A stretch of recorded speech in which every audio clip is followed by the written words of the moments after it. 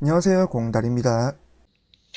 제가 화르게 이야기를 많이 다루다 보니 늘 들어오는 사연, 고민들도 비슷해요. 특히 제 채널 알고리즘이 화르게를 베이스로 떼어낼 수 없는 남녀 관계가 섞이다 보니까 손님의 입장에서, 선수 아가씨의 입장에서 이런 사람 심리에 대해서 많은 질문들이 들어오더라고요. 화르기에서 얽히게 되는 이야기들, 지금 만나고 있는 여자의 심리, 이런 것들인데 오늘은 이 부분에 대한 얘기를 좀 해볼게요. 제가 올해 초에 차 뽑은 지 얼마 안 됐을 때 핸들을 한번 크게 긁어먹어서 성북구로 자동차 수리를 맡긴 적이 있는데 수리 완료까지 한 6시간 정도 걸린다 그래서 시간도 때울 겸 근처 카페에 가서 커피를 시킨 적이 있어요. 근데 그 카페 안쪽에 젊은 아줌마들 한 6명쯤이 앉아 계시더라고요. 카페 규모가 그렇게 크지 않았고 그러다 보니까 하는 이야기들이 다 들리잖아요. 특히 저 같은 경우는 원래 제가 신경 쓰이는 단어들만 귀에 쏙쏙 들어오는 게 있는데 그날따라 그래도 내가 살아주는 게 어디야. 내가 살아주는데 당연히 그 정도는 해줘야지. 이런 소리들이 귀에 쏙쏙 박히는 거예요. 네, 그래서 오늘 제가 얘기해볼 주제는 만나주는 게 어디야? 라는, 더 나아가서 살아주는 게 어디야? 애 낳아주는 게 어디야? 이런 여자들이 가질 수 있는 가장 안 좋은 사상에 대해서 얘기를 해볼 건데 그렇다고 해서 남녀 편가르기 이런 의도를 가지고 하는 말은 아니라 최근 이은혜 사건도 있고 해서 이런 문제들은 좀 알고 넘어가는 게 좋겠다 해서 하는 얘기니까 그냥 가볍게 한번 들어주세요. 최근까지 화제가 되었던 이 이은혜 사건에서 많은 사람들이 궁금해했던 게 대체 저런 여자들은 양심의 가책도 없는 것이냐, 죄책감도 없는 것이냐, 대체 어떤 마인드를 가지고 있길래 본인을 사랑해서 모든 걸 바치는 남자에게 미안한 마음을 가지지 못하고 계속해서 뭔가를 가져다 바치게끔 가스라이팅 하는 걸까? 이런 생각 한 번쯤은 다들 해보셨을 거예요. 바로 제가 앞서 말씀드린 내가 만나주잖아, 내가 함께 살아주잖아, 이런 생각이 기본적으로 깔려있기 때문에 그렇습니다. 이미 본인들의 머릿속에는 내가 저 남자보다 상위 레벨의 인간이고 상대를 볼 때 그게 남편이 되었든 애인이 되었든 나를 만나기 위해선 계속 어떤 물질적인 뭔가를 바쳐야 된다. 그게 우리 만남을 유지할 수 있는 합리적인 방법이다. 기본적으로 이런 생각을 깔고 간다는 거죠. 도덕적인 양심, 미안함은 보는데도 느낍니다. 사이코패스가 아니라면요. 그래서 스스로 계속 저렇게 만나주니까, 살아주니까 그래도 되는 거라고 그렇게 믿고 생각하면서 행동해야 내 행동이 합리화가 되거든요. 그래야 내 마음도 편해지고요. 결핍이 많은 사람들이 단단히 착각하고 있는 게 누군가가 날 좋아해줄 때 그 사람한테 사랑받는 것 그 자체만으로도 자신의 가치를 고평가하게 되는 부분이거든요. 누가 나를 사랑해서 날 좋아해서 선물을 줘요. 그럼 고마움을 느끼고 나도 그에 맞는 무언가를 준비하는 게 인지상정인데 이런 사람들은 그에 맞는 무언가가 본인 자체라고 생각하고 나니까, 만나주니까 이게 당연하다 이렇게 생각해요.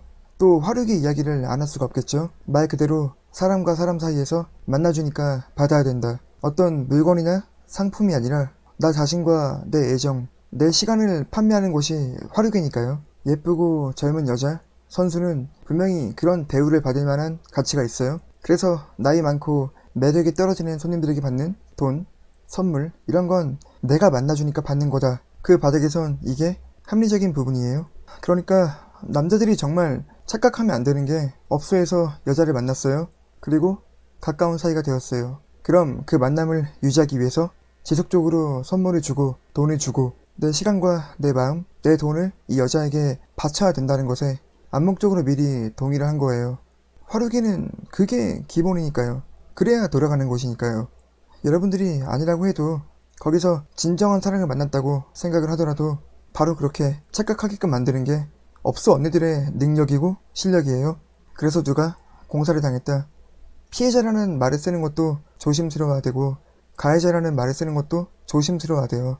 이게 보통의 일반적인 경우고 처음에는 손님이 뭔가 계속 해주니까 그런 물질적인 도움을 얻기 위해 사랑하는 척 연기하며 유사연애 해주던 언니들이 오히려 그 손님에게 빠져서 헤어나오지 못하는 경우가 종종 있거든요. 어떤 유형의 손님이길래 그럴까요? 아니, 남자의 입장에서 이은혜 같은 여자에게 가스라이팅 당하지 않기 위해선 어떻게 해야 되느냐. 너무나 뻔한 얘기지만 만나주는 사람이 아닌 만나고 싶은 사람이 돼야죠. 뻔한 이야기인데 정답인 이야기예요. 여자의 입맛대로 마음대로 끌려가지 않는 남자가 되라는 말인데 싸가지 없고 무뚝뚝해지라는 말이 아니라 여자보다 그냥 본인의 일에 집중해서 성과를 내고 시간을 투자하란 말이에요. 매달리는 남자, 고분고분한 스윗 남자보다 더 매력 있는 게 충분히 나를 제압할 수 있는데 나에게 져주는 게 보이는 남자, 꼭 내가 아니더라도 누구라도 잘 만날 수 있을 것 같은 남자. 아닐 것 같지만 그런 남자가 되는 게 더 예쁜 사랑을 할 수 있고 더 여자를 행복하게 해줄 수 있는 길이거든요. 이건 여자도 마찬가지예요. 본인이 본인에게 가장 우선순위일 때 사람은 그때 가장 매력 있어 보이거든요.